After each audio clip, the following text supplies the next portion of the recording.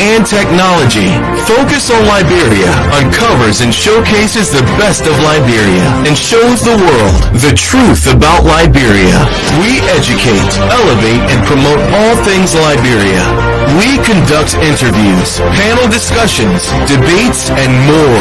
Tune in to Focus on Liberia on Facebook and YouTube and be a part of the stories that make up the news. This is Focus on Liberia, and I am Dennis Jar.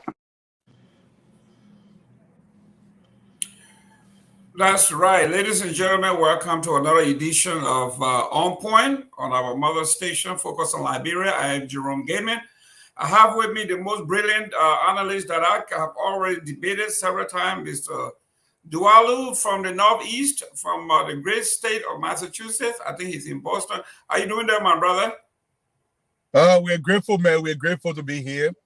And thanks for the invitation. It's always a pleasure to talk about Liberia. And let's keep talking about Liberia. This is when we get some change that we're looking for. Great.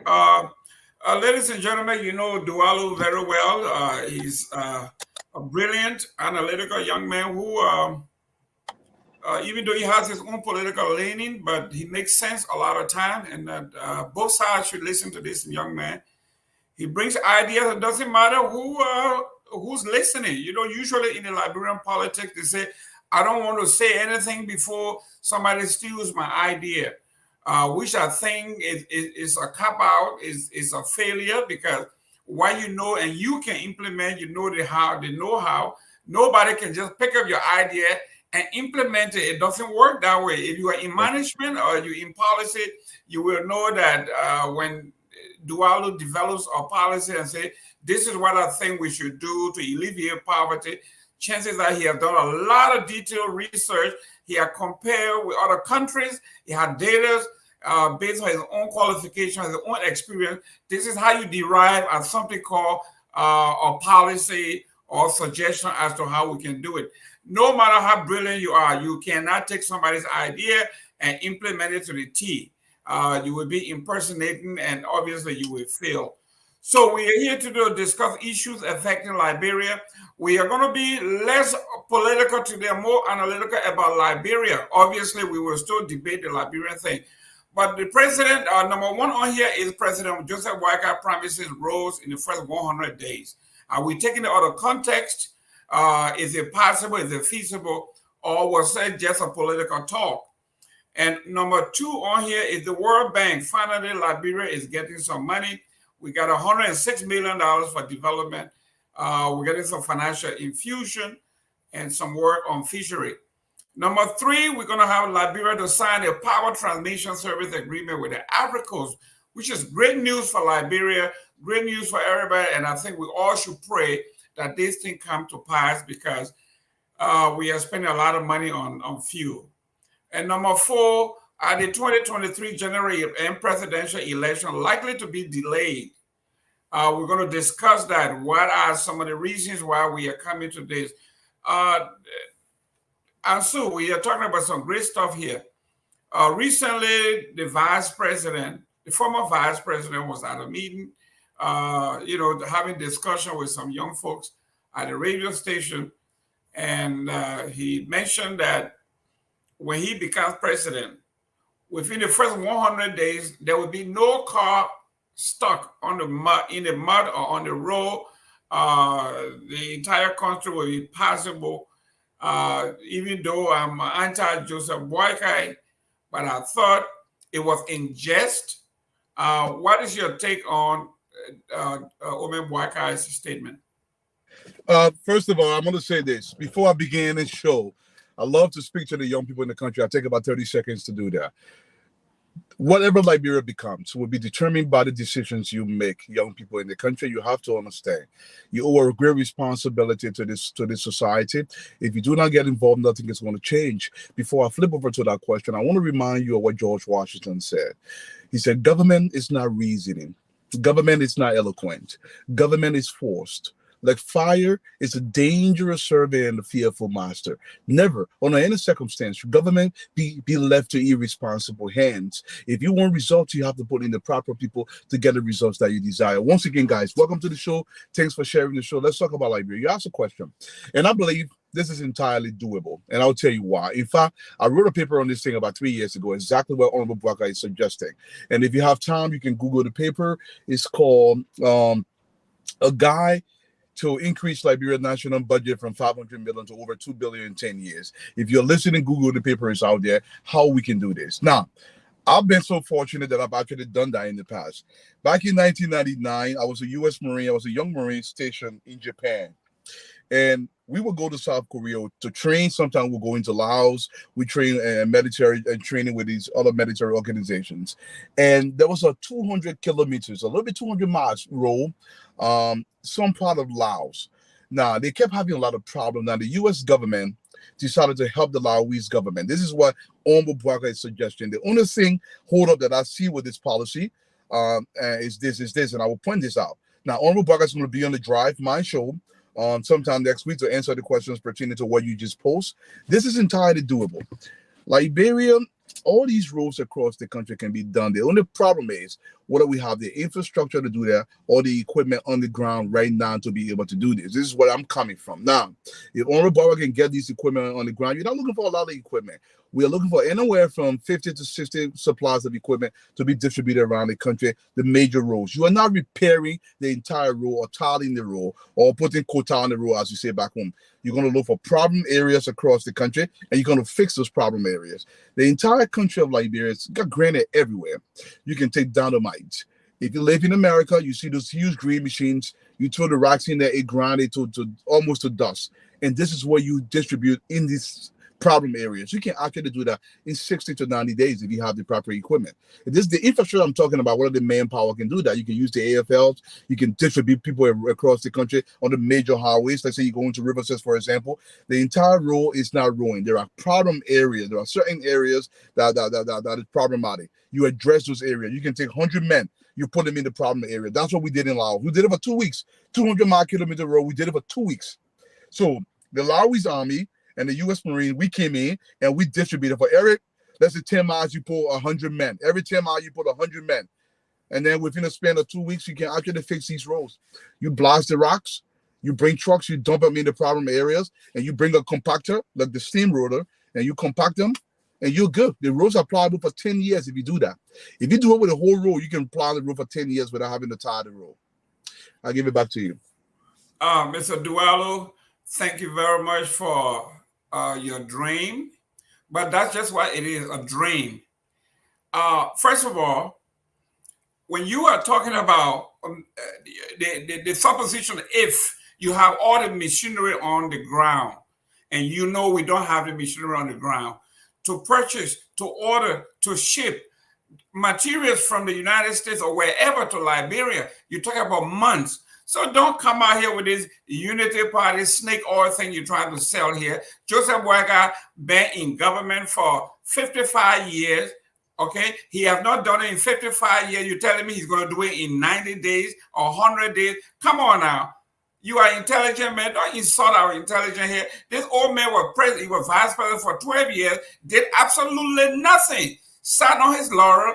Enjoy the fruits of our labor, live off our taxes, did absolutely nothing. Now that he's 101 years old, and you're telling me now he's going to go out there blasting rocks and crushing rocks and impacting roads from Basso to Riverside, from Riverside to Nima, from Nima to Ganta in 90 days. Who are you kidding, man? What is it that Joseph Boakai is feeding you? I see you are a brilliant man, actually a brilliant man. And Noble, George Lobo, you're sitting over there and put these things in the old man's ear. As I'm talking, I know he was reading because he was not reasoning. He was reading, he was counting his word. Some of them have held the flashcard, he was reading it, and he didn't even follow up. Now you want Liberians to believe that within 100 days, the entire Liberia, you are going to blast rock. You are going to compact the rock. You're going to crush the rock. You're going to do the whole of Grand Bassa kind of whole of river. Are you kidding me, man? Mr. Gateman, let me come back in line. I found it a little insulting to suggest that Honorable Boakai just speaking without even considering what he's talking about. You have to understand that. Don't take what he said out of context. This is what he said. 100 days, every road in the country is going to be pliable. That's what he's suggesting. There was no suggestion that he's going to pave the roads. Mr. Gateman, you can actually do this. Can you quote him exactly what he said? I don't remember verbatim what he said. In verbatim, he said when he get elected, no car will get stuck. No car will hitch in the mud anymore. That's absolutely possible. Now, however, I'll put a caveat to that, Mr. Gateman, and I have to be fair here. The infrastructure does not exist as we have it in Liberia. Now, the question now becomes, can Honorable Boakai put forth an infrastructure within 30 days and have the equipment in the country within 30 days? Now, this is where my question would come in. Okay, I have to be fair, like you said, be fair to the audience. But listen now, we're in the Mono River Union. We can go into Ivory Coast and say, listen, borrow us 20 front-end loaders, okay, or we purchase out of Ivory Coast. Now, it takes a ship anywhere from, 2 weeks to 5 weeks to come into Liberia. We don't own any ship. Where are you going to get a supply from? These are some of the questions that need to be asked. Like I said, Honorable Boakai is going to be on our show sometime next week. But I want to say this. This is possible. I've seen this done. Now, you can argue these are U.S. Marines and other developed areas where they're trying to do this very quickly, and the infrastructure was there and the equipment was there. I get that portion of it, but this is completely doable. I want you to understand one thing, though, Mr. Gateman. If you go into Lofa County, the entire road is not ruined. There are problem areas. Now, I've never been to Lofa, but I'll give you an example. Let's assume Lofa Highway from Banga to Lofa, let's assume it's 200 miles. Okay, I'm being hypothetical. I can probably Google it and find out. On our 200-mile road, let's assume there are 100 problem areas on the 200-mile road. You can take 5,000 men every 100 area. Look, people are using wheelbarrows. People are using shovel. If you take down the mine, actually blast these rocks. Now, the crushing portion of the rock, you got to have these mobile crushers that move around. You've probably seen them. They're giant green made by Caterpillar mobile crushers. You can take granite and you throw it in there and they bring it for you, compact it. I'm only holding on to the infrastructure and the equipment, but it's doable in 90 days. It's actually doable in 90 days. Well, Laos, you are talking about maybe a communist-leaning country where democracy doesn't matter. In the United States, we have similar, and you know that because we have the Army Corps of Engineers that go around the country and they do work. And I know for the fact that their reputation is so great that they do such a great job that wherever they go, their job is A1, guaranteed. Actually, if I had a choice between a regular American corporation and a U.S. Corps of Engineers, I'll take the Corps of Engineers any day because what they are doing, it is actually top notch and it has USA rating all over it. So whatever they do is top notch. So I would do that. So I mean, these are great ideas, Ansu, that I was thinking, and I'm still thinking. I know that the Liberian Army, since it was restructured, they now have an engineering battalion, even though how big, small it may be, but the ideas are there. I think, if Dr. Joseph Boakai can say, you know what, I'm going to bring together, let's say, the armed forces of Liberia, so we can all agree that this may not be done. In fact, it'll be cheaper. Correct. Instead of giving it to China and everybody else to do this. If the Corps of Engineers can do it, we can even hire more people and develop even more jobs. Yeah, you don't need the Chinese though, Mr. Gateman. You don't need the Chinese for this project. Liberians can do this project. Look, the only thing you need is supervision. Because what you're doing is, you look, most of the farm roads, let's take for in the U.S., most of us don't understand what happens here in the U.S. Most of the farm roads, that's how they build them. They don't put quota on these little back roads on the countryside, especially in the South or in the Midwest. They take granite, they blast them, they ground them, and they just dump it and compact them.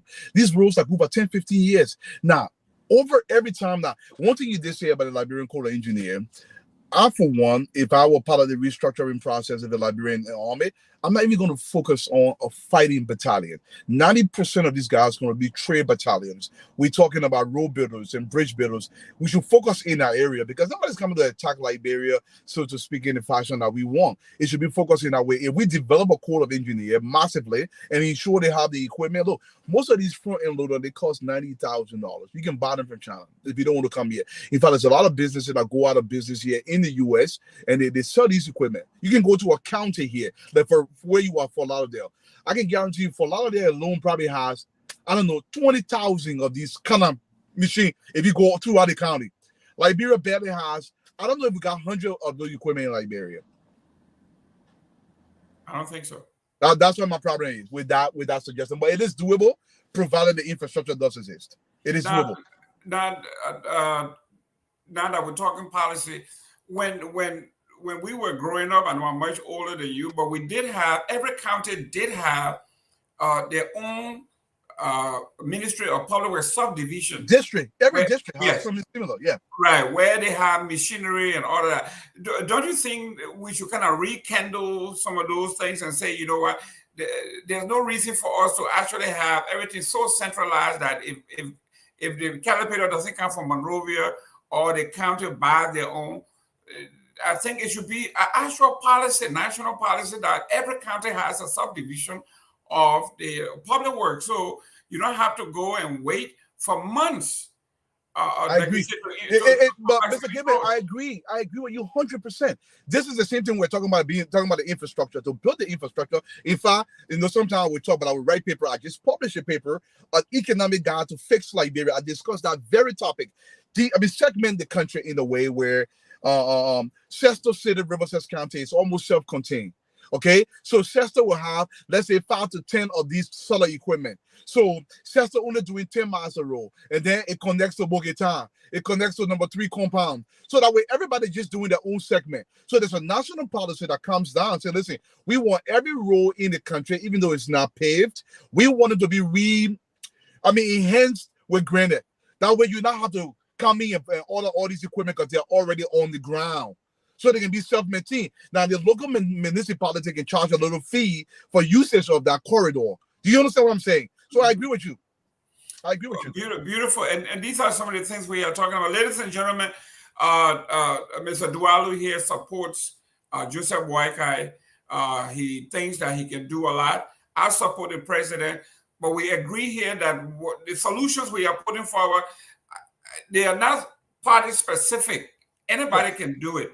Okay, because if you had, like he said, if Riverside County were able to have their own calibrator, all the national government does is set the standard, like the federal government say, listen, the roads will have to be paved at certain depth, at certain width, and at certain time it has to be maintained either every 6 months, whether it breaks or not, you still have to service it. Don't wait until the road is totally damaged before you start patching it. You have to maintain the road. If it means every 6 months, you're going to grade it and then recompact. You got to do that. You can't wait until it comes to a complete halt. Then you are not repairing anymore. You're actually rebuilding. They used to do that in Buchanan. If you remember, Mr. Gaiman, they used to do that in Buchanan. Even in front of Boston High, your alma mater.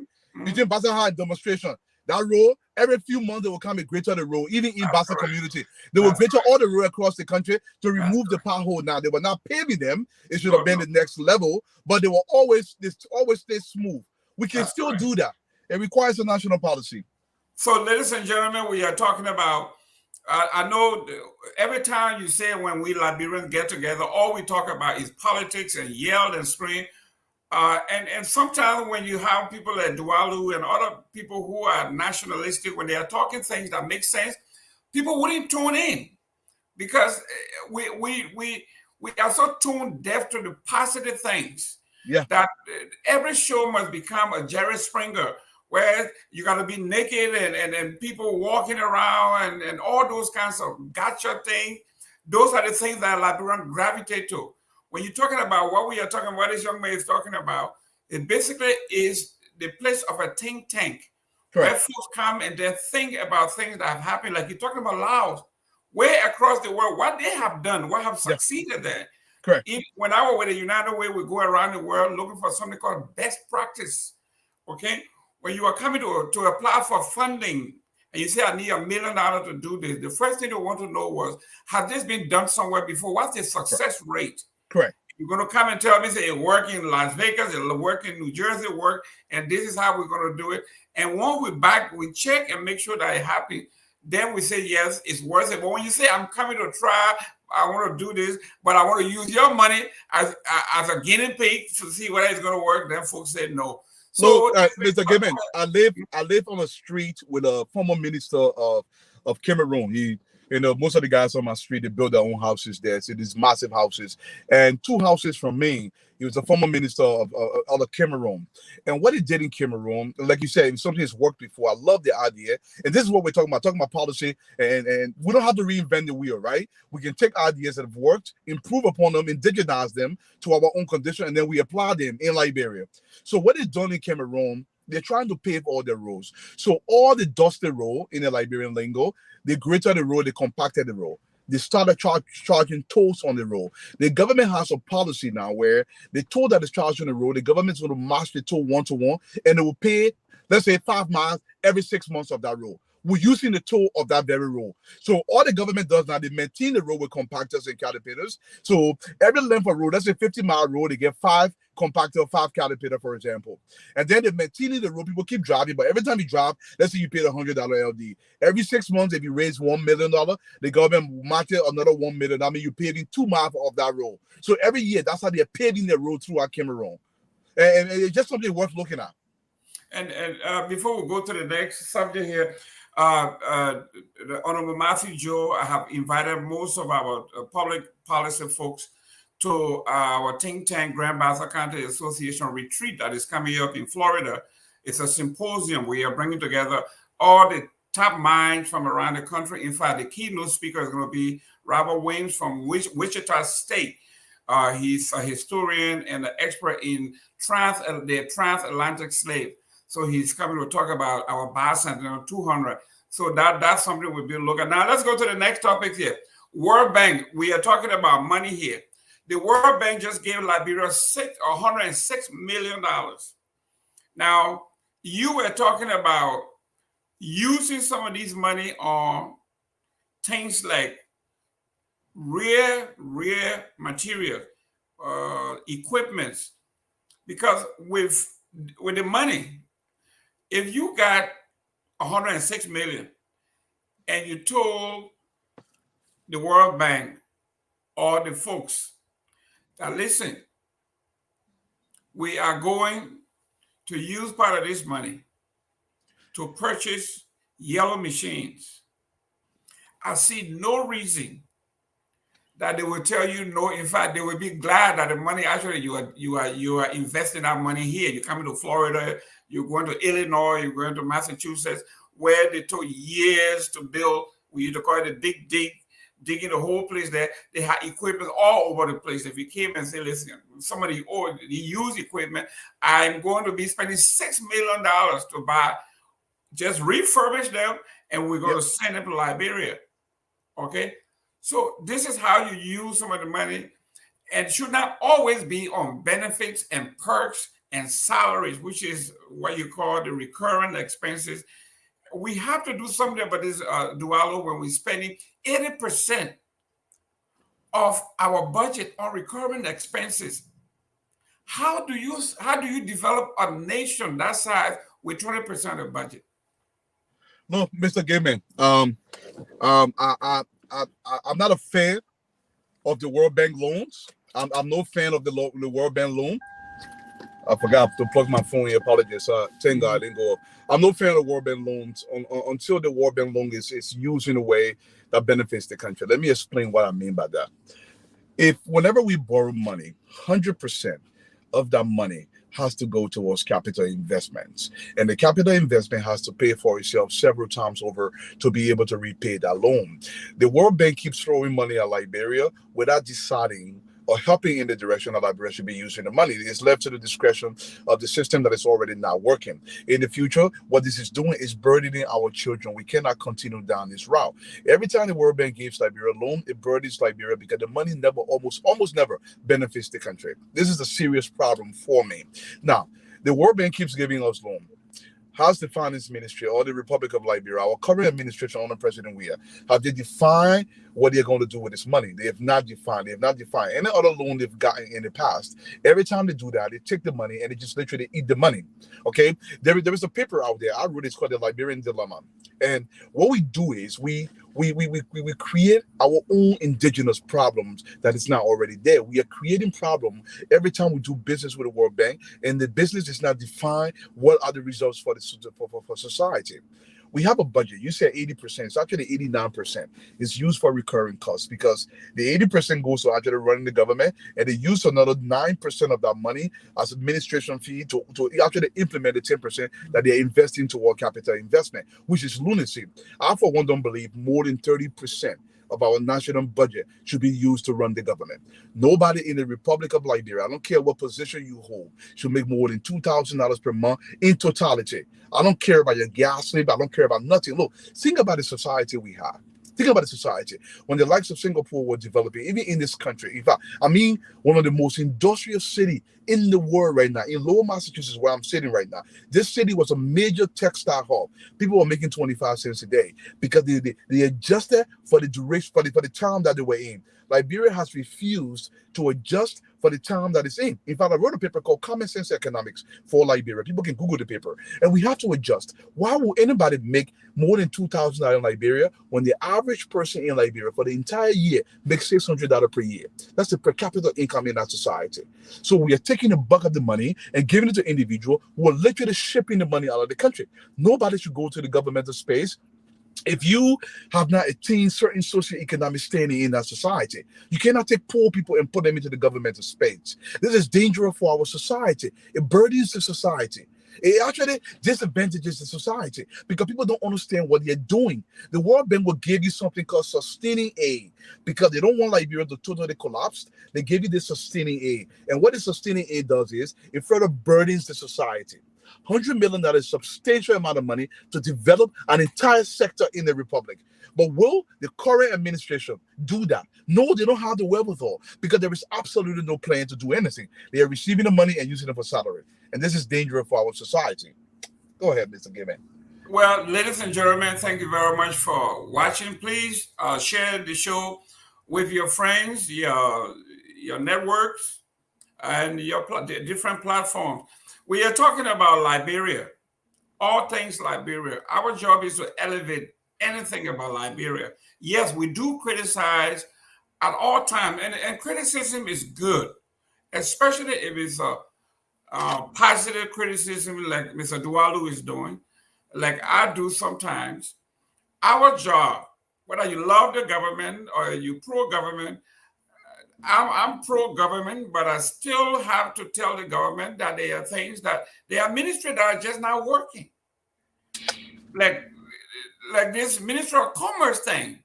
Yeah. Like the Minister of Agriculture. Now we forget about that. I think the worst performing ministry there is the Minister of Information, Cultural Affairs, and Tourism. Why do we still use it in the 21st century? Why? You know, what is it? We are sitting here, and you in the audience, you cannot tell me for the past 60 days whether the Minister of Information have ever had a press conference to deliberately delineate what he has done, what the country has done, what the needs are, what the president is doing, what the policies are on these things, on tourism per se. Where are the glitches? What is it that we need to do? What the needs are? What has happened in rival sports? What has been in Grand Valley? What happened to the Pataweave waterfall? How do we get there? Why are we not getting there? These are things that we need to know. But the gentleman, the whole ministry is mute. Once a week on Thursday, they say Mecca has a briefing, and that's it, nothing else. So we have to come out here and tell our folks, those who support the government, There are lapses in other areas that we need to, you need to beef up on. I agree. Mr. Gimme, and the government cannot allow anybody to get control the information space, because if you don't give people information, they're going to make up their own information, and it hurts the country. Look, during the rights crisis, look, everyone always say, "Oh, President, we are." We don't care about sentence coherence or the subject verb. I don't care about that. I want you to come and tell me in our local colloquia, what were you doing to ensure the elevation of our society? You have to speak about it. The presidency, it's not a joking matter. Your lieutenants have refused to speak to the people. This is not good for the country, because people will make up their mind. And let me tell you, Mr. Gamer, you know this. The more people make up their mind and they say enough, it becomes true, even though it's still false. You follow me? So people will say, "Oh, no rest in the country, no rest in the country." And over time, everybody believes it, because nobody's countering that point. Running the people's business is not a joking matter. You have to effectuate a change that means something to the people. And I don't think President Weah is doing this.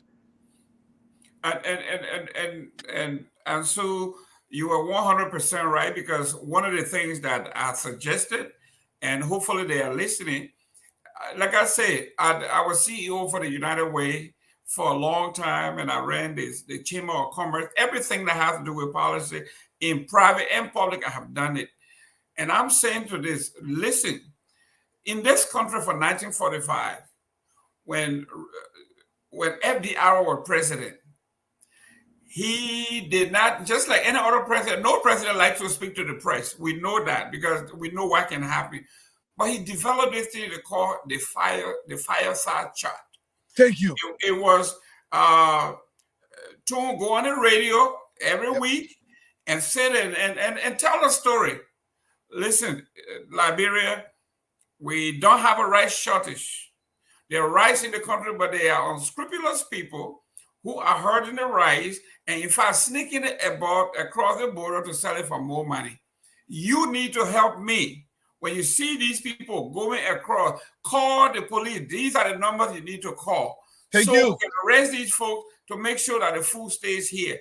Nobody's asking for a press conference, meet the press, 1,000. You can create your own form of communication. You can communicate with the most powerful means of communication is radio. It's radio, yeah. You can sit Jamaica Resort. You can sit in the executive mansion. You can sit in any room and beam your message over to the folks. And the gentleman is affable. People love him.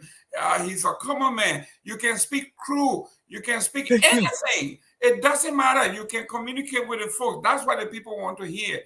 But it is not happening. Like you say, perception in politics is everything. It's everything. Okay? It's everything. So, one of the things that we do, and I think you know this, is the first thing you want to do in politics is you want to define your opposition. You want to let the folk know what he looks like before they even see him. And that's why, if you don't talk, if you don't define that space, when somebody captures that space, then they turn it around and then define you. So let's go to the next topic here. Ladies and gentlemen, we are not here today to fight, to yell and scream at political parties. This is not a partisan day. We're going to have enough time when it's election time to do the politics. But for now, we are talking about solutions. What is it that we need to do to help us? Because listen, like I keep saying, you will never bring any investor in your country when you don't have public utilities. When I go home, the money I spend on fuel, oil, and gas to run the generator alone makes me leave absolutely very little with my families and my friends and relatives as a gift, because everything goes into fuel. So here we are. We transition into Liberia signing a power transmission service agreement with the Ivory Coast. Finally, this is about to happen. Answer, what are you hearing? What part of Liberia do you own property? Have the line reached you yet? What's going on in your neck of the woods? I want to say that this is excellent news. I want to actually commend the president for expediting this process whatever way he could. You know, when good thing happened for Liberia, we all should celebrate it. We know the power issue has begun, I think, back in 2013, but it's been so slow. Look, our people need the power. You said this best. At one time, I spent 6 months in Liberia. 6 months. Just imagine how much I was spending on electrification. Now, luckily for me, I ended up taking some solar panels home, and I put these solar panels over my house, and we went back and forth. But it's extremely expensive. Now, we have to do everything we can to reduce this cost in some way. It has to be reduced, no matter what we do. Because, look, for some reason, I don't know why our administrators, especially under this administration, has not fully understood the importance of the power grid in the country. You talk about having investors come to the country. There's no freaking way they're going to come to the country. If they can't, look, power is extremely expensive. Do you know why on average a decent hotel in Liberia costs $200-300? That's the reason why. Because it costs so much to run these operations. It costs so much. So even you go to a restaurant, downtown Monrovia, some restaurant will cost you $15-20.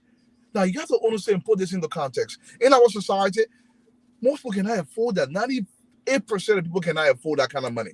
So that means most businesses are not going to stay afloat because the power is so expensive.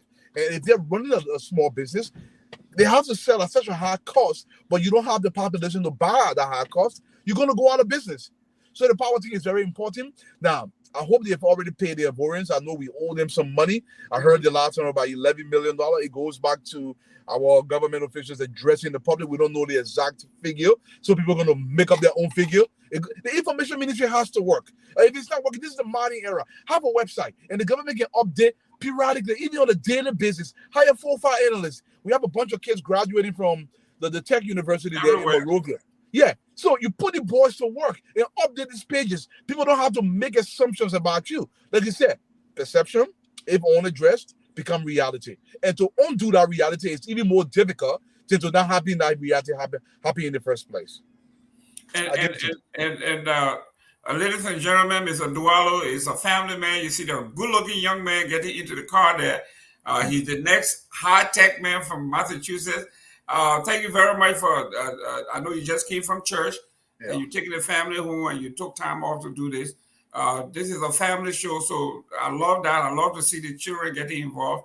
Someday I would like to have a show where we can bring all the children together and see what they think about Liberia and what they think they can do. Because I will tell you that I'm going to digress a little bit. In 2003, and I know a lot of folks are not going to like this, but when Jack Klein and I were talking, I said, what would it take to actually move this country? He says, do you want to know the facts? I say, yes. He says, actually, we have written you guys off. So he says, we are looking at the year 2030. He says, we are looking at your second generation or the diaspora, your children that have no connections to the corruption, to the decadence of this country, those children that will come from the diaspora with their training, different culture, different mindset, will come in this place and they will turn this place around. This is somebody who, when we're talking about city planning, predictions, forecasting, this is what these folks were saying in 2003. Then he said, to be very frank, most of them will be dead anyway, so we got to worry about that. This is, I mean, we are talking about forecasting here. So your children, my children, those who are taking these kids home, those children, I have a friend in this girl, Minnie Toma, in Texas, daughter and son went home, and those kids decided to do Party Town USA, where they ran bounce houses and cotton candies and all this for parties for kids. And you should see how they have blossomed, how that business have blossomed. These are American children that got an idea from here, went home to implement it. No strings attached. They don't know anybody. Nobody knows them. They have their prices on the wall. If you want a cotton candy machine for the day, this is how much it costs. None of that thing like my man Bakey man. No, none of that stuff. You see the prices on here, you come, they tell you, say, listen, these are the things we have. This is what it costs. What do you want? What your needs? We have them. You come, you pay, you take it, they come and deliver it, maintain it for you after your party to pick it up. So this is what we are talking about. When I was saying this this is the 1,000th time I'm saying this. When I was executive vice president of the chamber, my job was to go and convince corporations to come to our county. Yeah. And the number one requirement was utilities. I agree. You do have utilities. When I went to talk to them, when they say when I got on the job first, when they say utilities, I thought it was just only light. No, but within the utility, they were talking about water. They were talking about sanitation, roads, infrastructure. Yeah. That's the utility. Do you have utilities? Do you have utilities? If you don't, they are not coming. So, Mr. Gimmick, look, the high power lines, I believe they came to Liberia in 2007 or 2013. I don't remember the day. Somebody can correct me.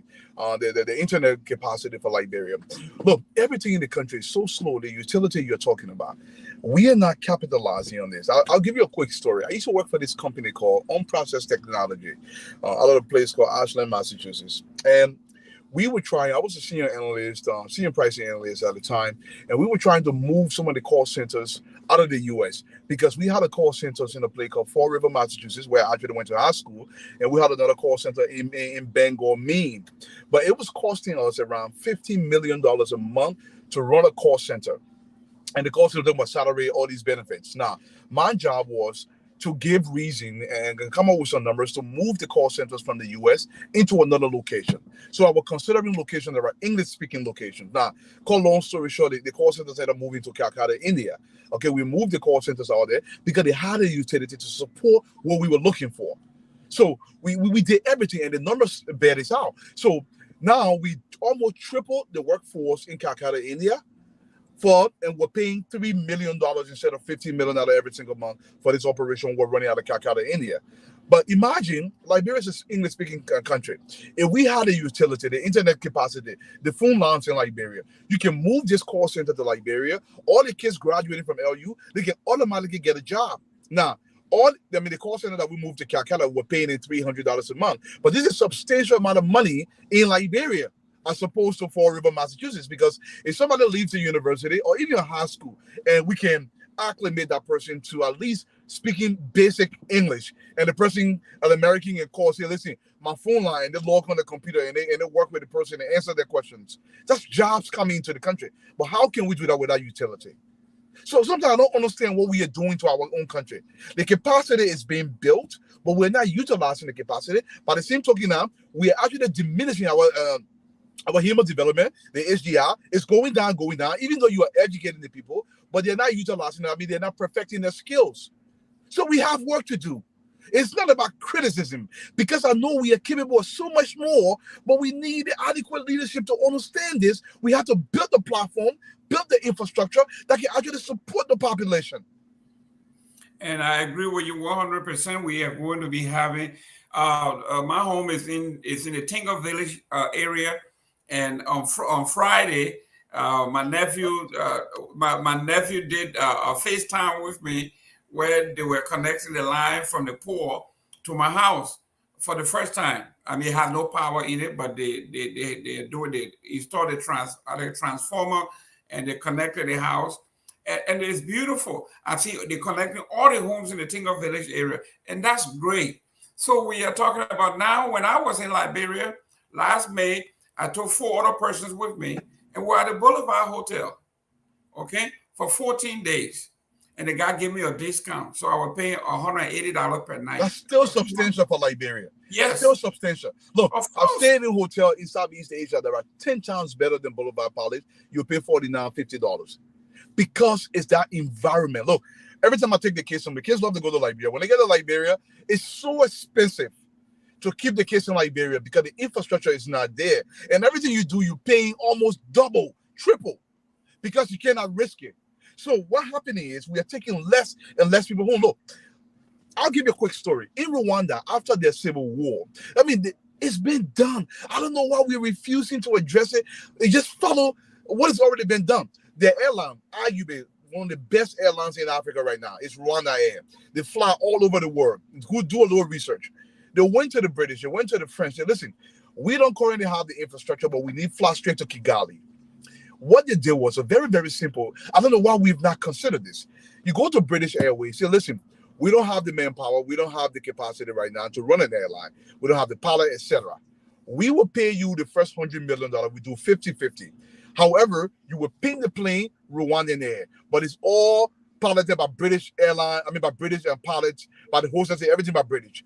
You take 50%, we take 50%. In 10 years, we'll build our capacity. So over that 10 years, they build their capacity, and then they added another plane. So now instead of going to Kigali once a week, they started 2-3 times a week. Next thing you know, it was every day going to Kigali. Now, but every time a plane lands in Liberia, do you know the kind of economic activity is being brought to the society? So everything is being left off the table. We can literally up our budget to $2 billion in less than 10 years if you employ these simple economic fixes. And they're easy to be done, but we're just refusing. We're not taking our best and brightest to do this stuff. And now, to be clear, I'm not suggesting me. I'm just saying something. Well, one of the things, before we go to the next one, one of the things that Ellen said on OKFM last week that was actually mind-blowing. She said one of the errors that she made was her workforce was mostly transitory. Thank you. She says she brought basically everybody from the diaspora. So basically what they did was, well, what is in transit is in transit. Okay. So they took everything that was given to them right out of the country and brought it to where they live, where they reside, which is in the United States. Yeah. As opposed to what Doe did, well, you know, even though it's undemocratic, but you want to encourage folks that listen, if you work for me, you are a minister, you are this, you got to have a decent home in your hometown, somewhere where you can call home. You cannot take 100% of the proceeds from this country and take it somewhere else and build a better home. So at least build something where you come from, whether it's in Douazon or is downtown somewhere. You have to have some. You got to have some kind of connection to the ground. Look, Mr. Gibbon, people have this misconstrued in Liberia. They believe, oh, you can tell the man how to spend his money. That's not true. Every society tells you how to spend the money. Even in the U.S., they tell you how to spend your money. Okay, whether you know this or not, whether they tell you explicitly how to spend your money, but it's controlled. The government, look, people forget this. The reasoning of government is regulatory. Okay, it's a regulatory oversight body, and the government intent is that locale that encapsulated the sovereignty of that government has to be developed, and the government will utilize every resource that it has available to develop that locale, and the bulk of that resource is through the salary, etc. Look, why should a representative from Bapulu County, District Number 2 in Bapulu County, have his children in Monrovia going to school? The children must go into school into that district. In fact, I wrote a whole paper called Restart Liberia and Build a New Foundation, addressing that very problem. Look, we cannot develop if the people that's supposed to be developing the location, taking the resources out of the country. There must be national policy that ensures a certain amount of money cannot leave the country. I don't care what you have, your family. If you're taking a job in Liberia, take your family to Liberia. Let him go. A person must feel the consequences of his policy decision in order to understand the full effect of those policies. So if you take me to Liberia, I have 3 kids, okay? And my kids stayed in Boston, Massachusetts, going to great schools. And you make me some minister. I can never take a government job under any circumstance. That's just me. But I'm in Liberia. 90% of my money is going to come to Massachusetts. It's not because I'm a bad person, but because the people that I support are in Massachusetts.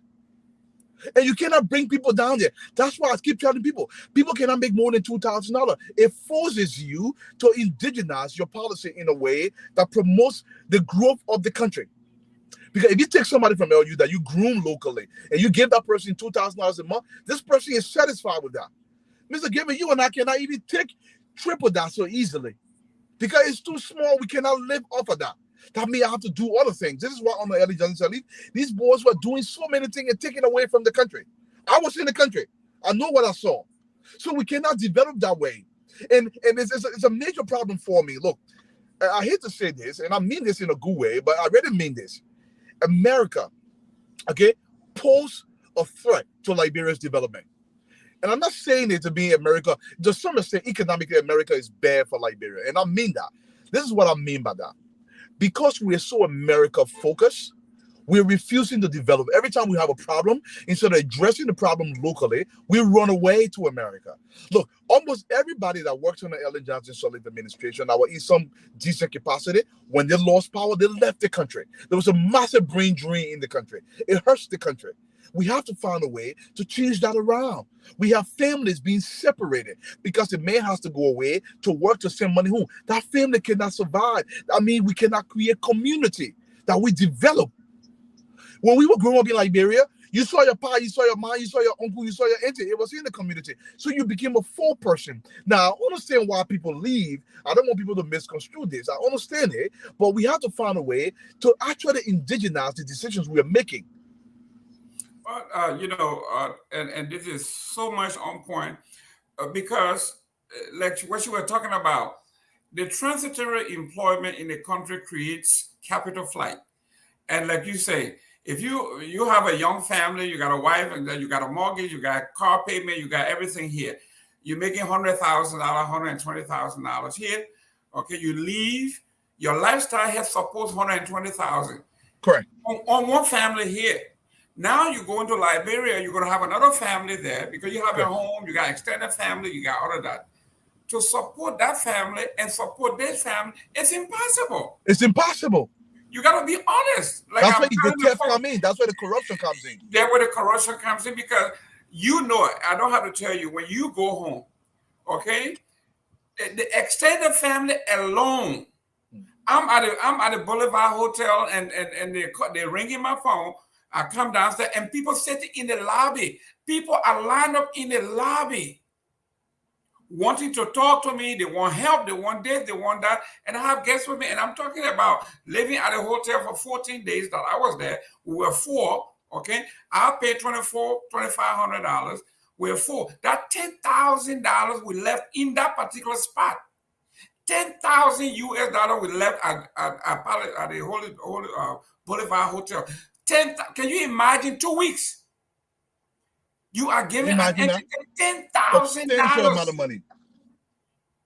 If we had utilities in a country, okay? Can you imagine me putting $10,000 directly into the economy, going to the restaurant, giving family, paying tuition, scholarship? It's going directly, but I put all that money right there. Because I had guests with me, I didn't want to take them outside or anywhere where, we don't have any control. So we kept them right downtown at that exorbitant price. And we didn't even include food and gas and travel. That's just for a hotel. So the light coming, the power coming, people just don't know they know how important this is. It is very, very important. Well, ladies and gentlemen, we are not going to hold you too long. We got one more topic here.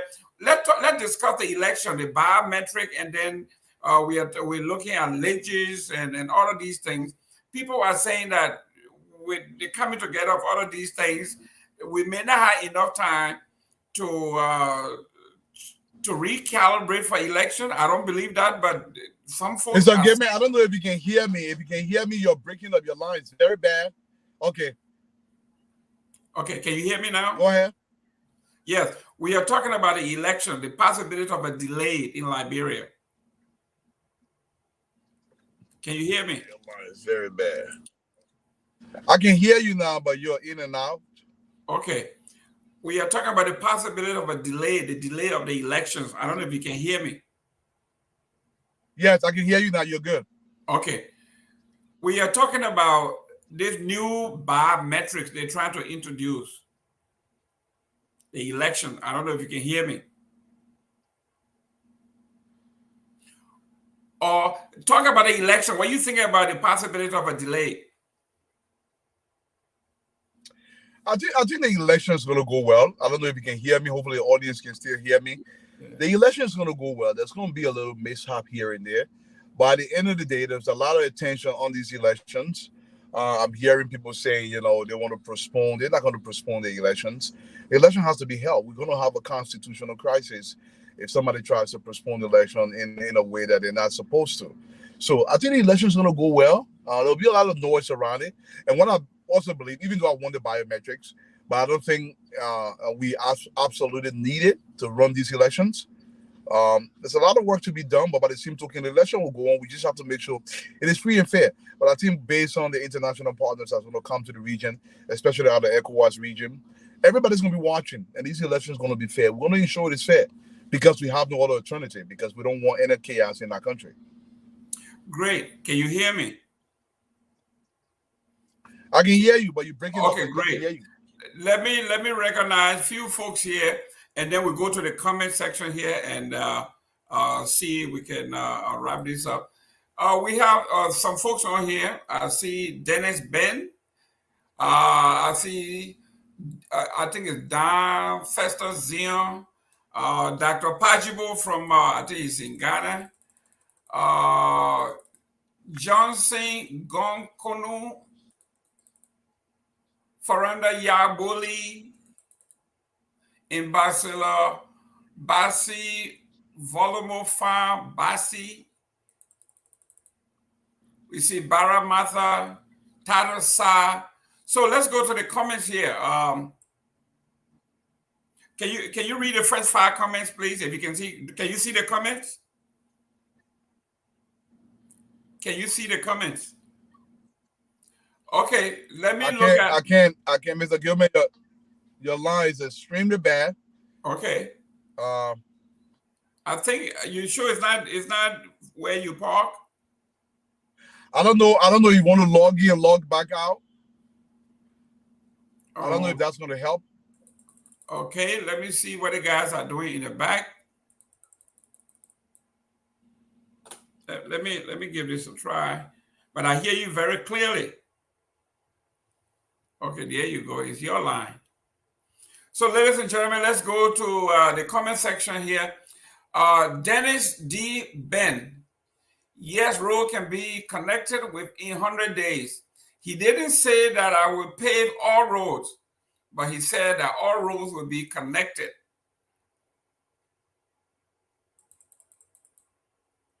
Zion, this guy is sick in the mind. Are you saying the roads cannot be fixed in 3 weeks? The machines are here and can fix the barren areas as Ellen did. Here we have a mining company here, and they can be asked to do the additional along with public work. So it is possible to have barren roads area as Ellen did during her time in office. Why is Liberia so much bent on roads? This is Dr. Pajibo. The kinds of information and other geographical features we have, plus the many rivers and heavy rains, we need to focus more on railway than roads, or else after every 5 miles, we will have to build a bridge. Excellent. Zion, JMB is going to revamp the local public works in every county. That is what he meant, not paved roads. Gankonu, bring back the Ministry of Rural Development. That's another idea.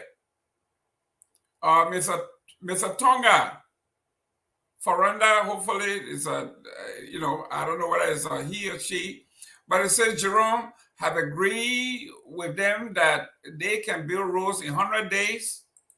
I don't think so. Mr. Bassi again, we could use portions of the county development fund by the county's authority to buy these yellow machines. I agree 100%. And Mr. Tonga again, Jerome, have you agreed with them that they can build road in 100 days? No, not at all. Nobody can build road. Nobody can connect the country in 100 days. That's for the fact. Overall corruption, MC McGill is a correct minister. This is from Baha Martha thing that McGill is the issue. McGill been ordered the picture. I don't know why you keep mentioning McGill. Tata Sa, why are you supporting WEA's government? It has failed. We are tired with promises since 2017 that have promised luxury in development, but the country is one of the world's least developed and poverty-stricken countries. Tatars, your country has been poverty-stricken since 1822. We are celebrating a bicentennial. You are not coming with any new ideas.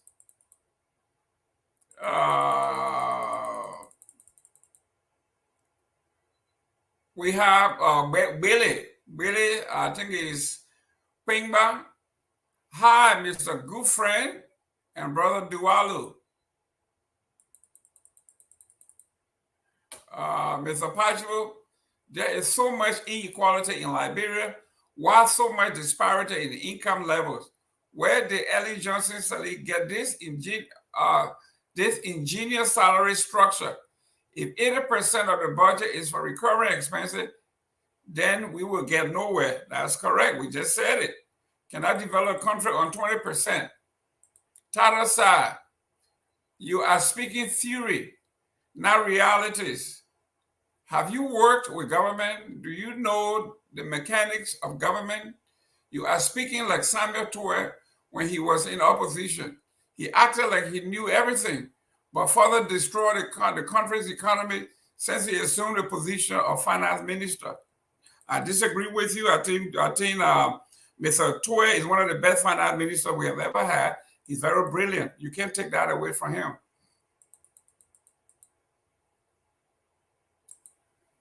Pella Orito were too.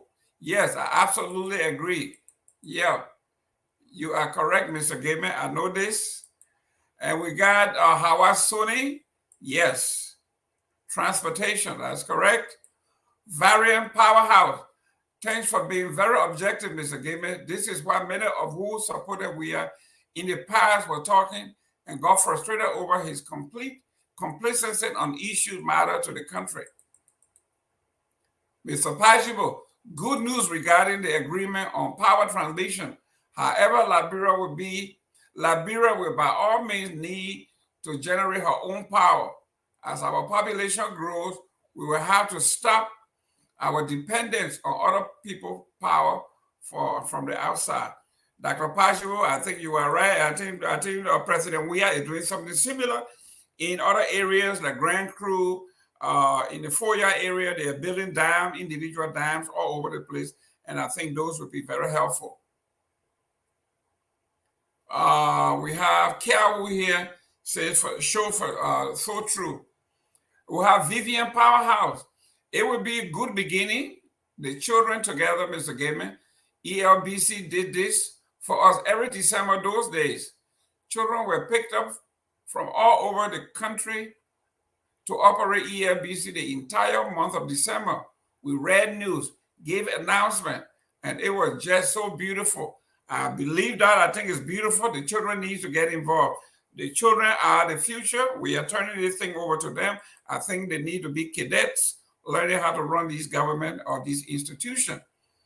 Tobasi, Wlodi Tobasi, hotels are too expensive in Liberia. That has to stop. My brother, you don't have to say anything. A few friends and I went and we spent $10,000 US at the Boulevard Hotel just because we wanted, I did not want to compromise their luxury. Since they were my guests, we stayed there and dish out all that money to those folks. Mr. Tobasi, hotels are expensive. That's correct. Okay. Reduce the hotel prices. Hotels are too expensive in Liberia. That has to stop. Okay. Vivian, Ovarian Powerhouse. And this is why we will not allow Cummings to be president. Cummings cannot become president in Liberia because his entire cabinet will come from the Americas. I agree with you. Ellen agreed with you too that she made a terrible mistake by bringing in transitory employees that took all the money out of the country and left very little for the folks, resulting into massive capital flight. Emmanuel Jackson, truth be told, my brother, I guess he's talking about what we are talking about. Thanks so much. This is a Cristiano King. Thanks so much for your thoughtfulness, bro. This has been my creed for the past years. Thank you very much for tuning in. William Tuckett, we are getting you loud and clear, Dualu. Mr. Brown, you don't want cabinet minister from the USA, but you enjoy receiving money from the USA. Think well. Mr. Brown, that's not what we are talking about here. We have to be honest, Mr. Brown. We are not saying we shouldn't hire people from abroad. That is not the argument. The argument here is we have to develop, you heard Mr. Dualo talking about our index, our human capital index. While we have the minds of myself and Dualo and you and everybody else, we have to also impact, we have to pass it on, train other folks to take on some of these things when we are not here. So it's not that we want money from the diaspora, but we don't want it to come home and work. That's not the argument here. The argument here is if you are coming home, like Dualo, when he come with a myriad of ideas as to how to create jobs, to bring money into the folks, so the money remain on the ground. The more Liberian we hire, if you hire one Liberian, let's say in a house that you pay him $20,000 a month, which is what they are doing. You multiply that by 12 months, that person is making over almost, let's say, $200,000. And everybody else makes $600 a month. You multiply that by 12 times 6, how much is 12 times 6? The person be making like maybe $7,000 for the whole year. One person make $7,000 for the entire year, and another person make $200,000. You see that it's not even a disparity. That disparity means there's a gap between you and this one. It's a gulf. No, but Mr. Gayman, it's not even 7,200. The average Liberian lives on $600 per year. Oh, per year. Per year. So we're not even talking over there. It's not even a gulf. They're millenniums apart. I mean, it makes no sense. At first, I don't know how can you legislate something like they codify it, that now that it has become a law, Dualo, I don't know how you go back to these guys and say, reverse the law and cut your own salary. No, you can go back. You can go back. Let me tell you something. People always say that. And I want to say to that my brother who said we don't want people from the diaspora. No, we live in the diaspora. My thing is, if you're going to Liberia to work, you must commit entirely. That's my argument. By commitment, bring your family home. Let your family experience the impact of the policies that you are ministering. Okay? Don't have your family in another secure location and you become the superintendent for Cecil City or for Riverside County. Bring your family home. You're Liberian. Do whatever you want. We want you in the country. We want your knowledge, as Mr. Gibman said. But I will say this, Mr. Gibman, to your question that you just asked. It just slipped my mind. What was the question again that we're talking about? How now that these huge salaries have been legislated, let me tell you something. The government, we have a presidency that's almost an imperial presidency. It will legislate it in a way. Sometimes laws are on the book. Let me tell you, the Constitution of the Republic of Liberia, I'm going to say something most people don't understand it. The Constitution is whatever the Liberian people say it is. It's not that preamble that we have in the Republic. The Constitution is whatever the Liberian people say it is. If the president passes an executive order today and say, listen, given the financial crunch we do have, given the economic stance in the country, nobody in this country is going to make more than $200 a month. $2,000 a month. Until we can figure this thing out, you can actually implement it. It's not going against the law. It's adjusting the society for the condition in that society. This is why they have martial law. This is why they have these executive orders. You can implement this. Nobody knows. Why would anybody make $2,000 a month? Why? In a society where people live on less than $2 a day. Do you know there are people in Florida right now? In Florida, can barely make $2,000 a month. Yeah. This is not something we're just saying. Liberia is not prepared for that, especially when it's coming from the governmental space. Now, if you want to make $20,000 a month, go to the private sector in Liberia and make that money. In fact, I want you to make $100,000 a month in the private sector.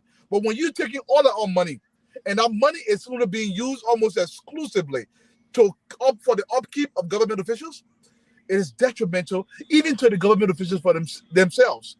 Because the country is not improving. Liberia cannot foot this bill. Look, do you realize that the typical government official in Liberia, we pay for the phone bill, we buy them vehicle, we gas the vehicle, we maintain the vehicle, we pay them rent for living in their own homes. This is lunacy. Mr. Gaby, I got another 5 minutes with you. I got to run. Yes. I mean, listen. When we had the referendum, I was one of those that were gung-ho on the referendum that the adjustment to the terms president from 6 years to 4 years or 5 years, whatever that is, a senator from 9 years, which is unheard of, to 5 or 6 years, representative from 6 years to 4 years. I thought that was it. We got this. But the people campaign against themselves, and well, not against themselves. They because I saw Dara Dillon, I saw these guys saying, "Oh, the president, this is a trick. Don't vote it down, vote everything down. The president, if he passes the referendum, he's gonna double his term. He's gonna come back and say." So they came up with a scare tactic, and the entire, not one item on the referendum went through. Everything failed. When he came on my show, I asked him, "Now, how do you feel?" He said, "I'm going to do the best I can to make sure that we reduce salary with due terms." And I said, "When you had the chance to do it, you went against it. Now, personally, as an individual, you say you're going to do this." So this is the hypocrisy that we are talking about in our politicians. They are so disingenuous. So, Mr. Goodman, I will end the show with the same quote from George Washington that I began the show with. I'll end the show. Let me tell you something. Government is not reasoning. Government is not eloquent. Government is forced.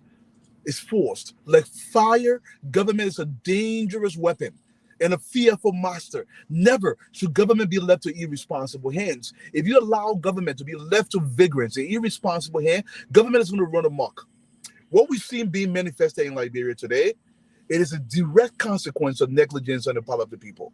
Whatever you want, you have to force the issue. Look, people making that money, you can pay. You don't need law for it. Even let's just assume if a president comes to power, I'm Ensu Opa Zina Boakai Dwalu. I'm president of the Republic of Liberia. I tell you, I'm paying you $2,000. Where you getting money from?